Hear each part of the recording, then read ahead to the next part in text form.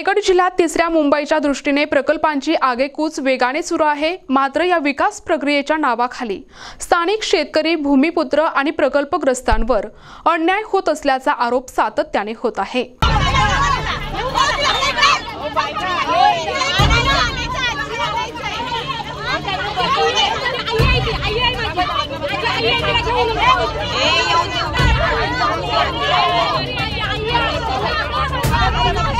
थोड़ा सहकार्य करा।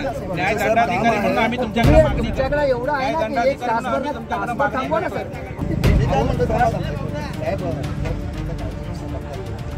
एक तास मागितला होता आम्ही, एक तास देऊ शकले नाही ती लोक।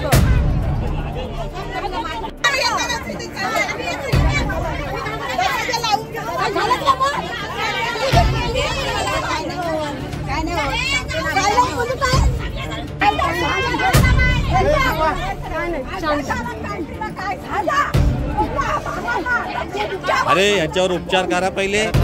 बघितलेच नाही। तापणार दत्ता पाटील, तापणार दिवा पाटील। धेरण शहापूर परिसरातील 387 हेक्टर जागेत उभारल्या जाणाऱ्या सीनार मास कंपनीच्या प्रकल्पासाठी सीमांकन आणि पोहोच रस्त्याच्या भराव कामाला सुरुवात झाली। त्यामुळे संतापलेल्या शेतकऱ्यांनी आज आक्रमक भूमिका घेतली। सीमांकनासाठी आलेल्या MIDC आणि महसूल अधिकाऱ्यांना शेतकऱ्यांनी थेट धारेवर धरले। आधी आमच्या मागण्यांवर चर्चा करा, आमच्या कायदेशीर सल्लागार येईपर्यंत काम थांबवा, अशी मागणी आंदोलकांनी वारंवार केली। मात्र अधिकाऱ्यांनी दुर्लक्ष केल्याचा आरोप करण्यात येत आहे। आम्ही गेले 6 महिने शासनाकडे मागणी करत आहोत की आम्हाला मीटिंग देण्यात यावी, जेणेकरून आमचा प्रकल्पाला विरोध नाही आहे, तसेच आमचा विकासालाही विरोध नाही। परंतु या ठिकाणी आम्हाला शासन जबरदस्तीने आमच्यावर हा प्रकल्प राबवू शकतो आहे आणि पोच रस्ता जबरदस्तीने नेण्याचा प्रयत्न त्यांचा चालू आहे।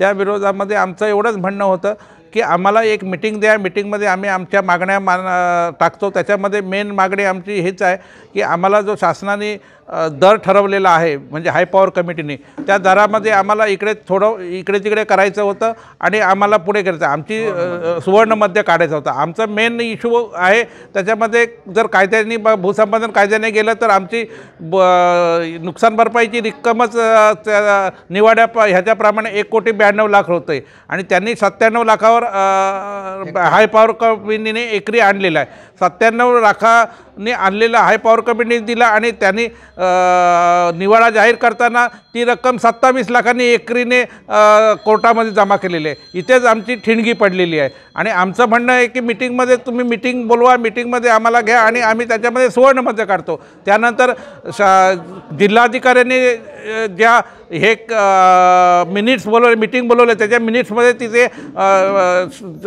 MIDCचे जे उपमुख्य कार्यकारी अधिकारी मलिकनेर होते, त्यांनी तिथे 10% विकसित भूखंड तुम्हाला आम्ही देतो असं मान्य केलं होतं।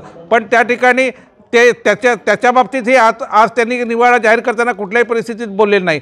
तिसरी मागणी होती आमची की आमच्या जे तरुण युवक आहेत त्यांना नोकऱ्या कशा पद्धतीने देणार आहात, किंवा नोकऱ्या देणार आहात की नाही देणार आहात, त्यांना प्रशिक्षण देणार आहात की नाही देणार, ही आमची मागणी होती। त्याच्यावरही भूसंपादन अधिकारी किंवा MIDC बोलायला तयार नाही। आणि असं जर अरेरावीपणा आणि असं जर चालत असेल तर आम्ही किती सहन करायचं। तरीही आम्ही आज शांततेने त्यांना सांगत होतो की आम्हाला 1 तास द्या, 1 तासामध्ये आमचे जे लीगल ॲडवायझर आहे, कायदेशीर ही आहे, ती येणार आहे आणि त्याच्यानंतर तुम्हाला जी काय कारवाई करायची। आज त्यांनी काल आदेश असा काढला होता की आम्ही फक्त सीमांकन करणार आणि त्या सीमांकन करून दिलं आम्ही त्यांना आणि आम्हाला सांगितलं की आम्ही 21 तारखेला मीटिंगला बोलवतो। तुम्ही बोलले, आम्ही सांगितलं त्यांना की आज मीटिंग घ्या, ताबडतोबीने मीटिंग घ्या आणि ह्याच्यावर निर्णय घ्या, पण ते काय ऐकले नाही। आज त्यांनी रातोरात दुसरा आदेश काढला की आम्हाला रस्ता बनवायचा आहे आणि रस्ता तुम्ही जर दिलात नाही तर 2 महिने पर्यंत मध्ये रस्ता करण्यात येईल, नाही तर तुम्हाला आम्ही अटक करणे व 162ची ही काढली भूसंपादन अधिकाऱ्यांनी नोटीस। तर ही शासनाची जी मनमाई चालू आहे, या मनमानी विरुद्ध आम्ही सर्व एकवटले होतो आणि आम्ही त्यांना विरोध केला की बाबा आज तुम्ही ती प्रक्रिया राबवू नका रस्त्याची, पण ते ऐकले नाहीत आणि त्या कारणास्तव आम्ही तिथे शांततेने बसलेलं असताना आम्हाला जबरदस्तीने उचलून या ठिकाणी पोलीस स्टेशनला आणलेलं आहे। माझं नाव पल्लवी अजित पाटील, मी शहापूरचे रहिवासी आहे। आज धेरण शहापूर औद्योगिक क्षेत्राच्या पोहोच रस्त्याची जी काही कामं चालू आहेत त्यामध्ये शासनाने आज आणि काल सीमांकनाचा विषय काढून आमचं सीमांकन करून घेतलं आमचा कोणताही विरोध नाही आहे प्रकल्पाला सुद्धा आणि विकासाला सुद्धा, पण आमच्या ज्या काही मागण्या आहेत त्या शासनाने पूर्ण कराव्यात। जसं घरं जातात तर घरांसाठी तुम्ही पुनर्वसन करून द्या, आम्ही करायला तयार आहोत। तुम्ही कोणत्याही मागण्या पूर्ण न करता आमचं जबरदस्तीने जर पोहोच रस्त्याचं काम चालू करता तर त्याला आमचा विरोध आहे। आमची मागणी आहे, शेतकरी घर काय एका दमात उभं करत नाही। शेताचं 1 वर्षाचं पीक घेतलं की ते विकणार, त्यात पाया रचणार, दुसऱ्या वर्षी त्याच्या भिंती उभ्या करणार, तिसऱ्या वर्षी छत उभं करणार। मग अशा परिस्थितीत थेंबाथेंबाने उभं केलेलं घर, थोड्या छोट्या छोट्या गोष्टींनी उभं केलेलं घर आज सरकार आमच्याकडून काढून घेतंय, त्याचा पुनर्विकास करून न देता, तर हे चुकीचंच आहे। शेततलावांवर काही लोकांचं स्वतःचं घर चालतं, असेही शेतकरी आहेत आमच्याकडे, मग त्यांचं काय? गाई गुरांचे गोठे आहेत, लहान मोठी झाडं आहेत, त्यांचं काय?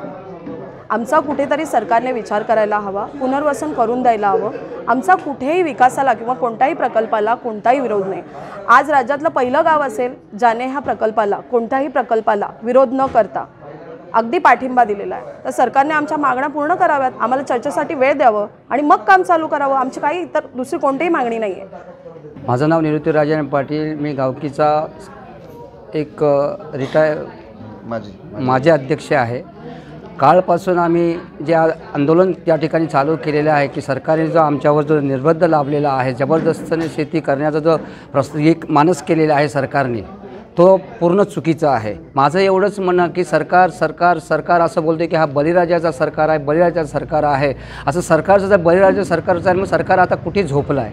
आज शेतकऱ्यांची अशी परिस्थिती आलेली आहे की शेतकऱ्यांवर निर्बल अत्याचार करण्याचा प्रयत्न सरकार करते। ठामपणे त्यांचं असं म्हणणं आहे की सक्तीने भूसंपादन करण्याचा प्रयत्न त्यांचा चालू आहे। हा आमच्या शेतकऱ्यांना आमचं एवढंच मान्य आहे की आमचं म्हणणं त्याने ऐकून घ्यावं। आमचा प्रकल्पाला बिलकुल विरोध नाही, विकासाला सुद्धा विरोध नाही आहे आमचा। आम्ही आमच्या ज्या जातीय मागण्या आहेत, ज्या आता सांगितल्याप्रमाणे आमच्या मागण्या आहेत की आमच्याबरोबर सखोल चर्चा करावी सरकारने। आम्हाला 4 दिवसाची मीटिंग जी आयोजित केलेली गेलेली आहे तीसुद्धा मीटिंग द्यायला सरकार तयार नाही आहे। आणि सकाळी जे आम्ही या ठिकाणी 1 तासाचीच मागणी केली होती त्यांच्याकडे की आम्हाला 1 तास द्या, आमचे प्रतिनिधित्व करणारी कार्यकारी मंडळी या ठिकाणी आहे, कार्यकारी सल्लागार यायचे आहेत, आम्हाला 1 मिनिट द्या, 1 तास द्या, 1 तास द्या, पण 1 तास न देता आम्ही ते प्रयत्नशील असताना आम्हाला जबरदस्तीने या ठिकाणी पोलिसांनी अटक करून पोलीस स्टेशनला आणले। पण आमचं एवढंच म्हणणं आहे की आमचं प्रकल्पाला बिलकुल विरोध नाही, आमच्या योग्य त्या मागण्या आम्हाला द्याव्या। आम्ही प्रकल्प राबवण्याच्या तयारी, आमचा सगळ्या शेतकऱ्यांचा प्रकल्पाला विरोध नाही, आम्ही सगळ्या त्या प्रकल्पाला, आम्हाला प्रकल्प हवा आहे असंच आमचं म्हणणं आहे।